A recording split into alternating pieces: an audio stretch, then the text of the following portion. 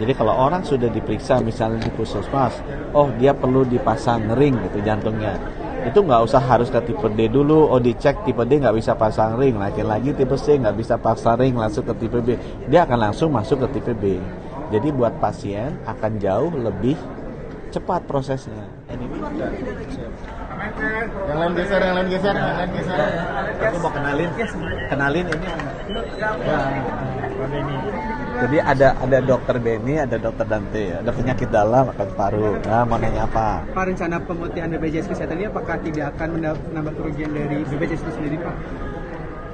Ini pemutihan kan tidak ada pengaruhnya ke cash yang masuk ke BPJS sekarang. Nah, rencananya memang sedang dikoordinasi oleh tempatnya Menko Muhaimin untuk bisa mengeluarkan detail dari keputusannya. Saya tidak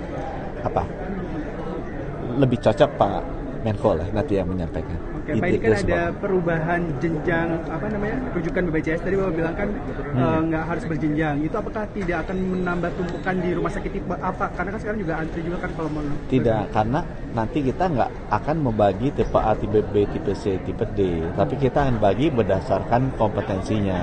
Jadi kalau orang sudah diperiksa misalnya di puskesmas, oh dia perlu dipasang ring gitu jantungnya. Itu nggak usah harus ke tipe D dulu, oh dicek tipe D nggak bisa pasang ring, lagi tipe C nggak bisa pasang ring langsung ke tipe B. Dia akan langsung masuk ke tipe B. Jadi buat pasien akan jauh lebih cepat prosesnya. Anyway dia akan masuk ke tipe B kan, justru akan mengurangi antrian pasien di tipe D dan tipe C karena nggak usah menjalani 3 rumah sakit, dia langsung ke rumah sakit. Dampak ke keuangan BPJS seperti apa? Harusnya lebih sedikit karena BPJS bayarnya langsung ke rumah sakit terakhir kan, nggak usah ke 3 kali rumah sakit. Kan bisa boleh tambah-tambah Pak. Iya boleh ditambahin sama dokter. Jadi satu rumah sakit itu bukan diklasifikasikan seperti dulu. Rumah sakit A misalnya tipe A, tipe B, tipe C.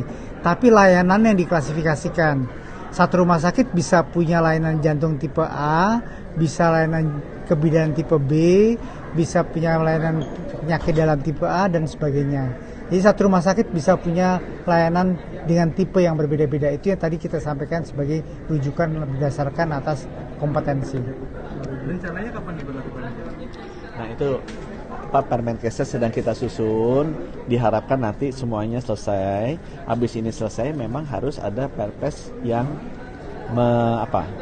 mengimplementasikan ini ke BPJS. Nah, Perpres mengenai JKN ini itu satu paket untuk bisa inasi bijis tadi dirubah jadi DRG, kemudian konsep rujukan ini dan KRIS ini sekarang sudah jalan proses penyusunan penerbitan Perpres. Terima kasih.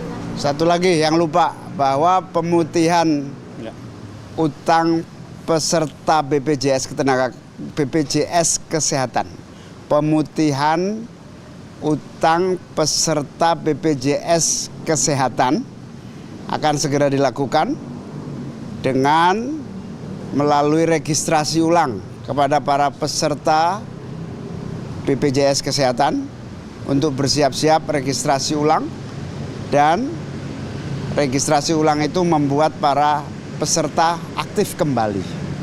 Pemirsa, pemerintah akan menyiapkan anggaran senilai 20 triliun rupiah untuk menyelesaikan tunggakan iuran Badan Penyelenggara Jaminan Sosial Kesehatan. Ya, langkah ini bertujuan agar masyarakat miskin yang sempat berhenti menjadi peserta aktif dapat kembali menikmati layanan kesehatan. Pemerintah akan menyiapkan anggaran senilai 20 triliun rupiah untuk menyelesaikan tunggakan iuran Badan Penyelenggara Jaminan Sosial Kesehatan. Anggaran tersebut dipastikan sudah masuk dalam APBN 2026. Menurut Menteri Keuangan Purbaya Yudi Sadewa, langkah pemutihan tunggakan iuran BPJS Kesehatan ini dilakukan agar masyarakat miskin yang sempat berhenti menjadi peserta aktif dapat kembali menikmati layanan tanpa terbebani utang lama. Meski menjamin akan membiayai tunggakan, Purbaya meminta BPJS Kesehatan melakukan pembenahan dan tata kelola pelaksanaan di lapangan. Purbaya menyoroti adanya pemborosan dari pengadaan alat kesehatan yang dinilai tidak efisien. Tadi minta dianggarkan berapa 20 triliun katanya sesuai dengan janji presiden. Itu udah dianggarkan kelihatannya. Tapi nanti didetailkan lebih ke depan. Begini, saya minta mereka untuk melakukan perbaikan pelaksanaannya di lapangan. Jadi yang bocor-bocor dibetulin, terus kalau dia bilang kan ada keburukan beli alat yang nggak perlu diberesin aja, saya bilang nanti dianggarnya dibetulin di sana. Selain menyelesaikan tunggakan iuran BPJS Kesehatan, Purbaya memastikan pemerintah belum berencana menaikkan tarif iuran BPJS Kesehatan untuk tahun 2026. Kendati demikian, Purbaya akan membuka peluang untuk menaikkan tarif iuran BPJS Kesehatan jika ekonomi Indonesia tahun 2026 bisa tumbuh di atas 6%. Dari Jakarta, Tim Liputan IDX Channel. Badan Penyelenggara Jaminan Sosial Kesehatan menyatakan terjadi defisit pembiayaan sebesar 7,14 triliun rupiah di sepanjang 2024 dan penurunan aset menjadi 82,4 triliun rupiah. Defisit terjadi setelah beban jaminan kesehatan naik signifikan menjadi 174,9 triliun rupiah. Badan Penyelenggara Jaminan Sosial Kesehatan mengklaim kondisi keuangan dana jaminan sosial kesehatan masih berada dalam batas sehat hingga 2024. Pernyataan itu di tengah laporan kinerja terbaru yang diaudit menunjukkan terjadi defisit pembiayaan minus 7,14 triliun rupiah sepanjang 2024 dan penurunan aset menjadi 82,4 triliun rupiah.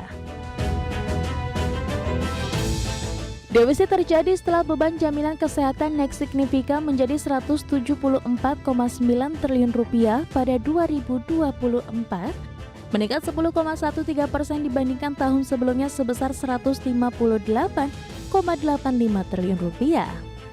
Sementara itu beban operasional juga naik dari 4,32 triliun menjadi 5,77 triliun, tumbuh 33,56%.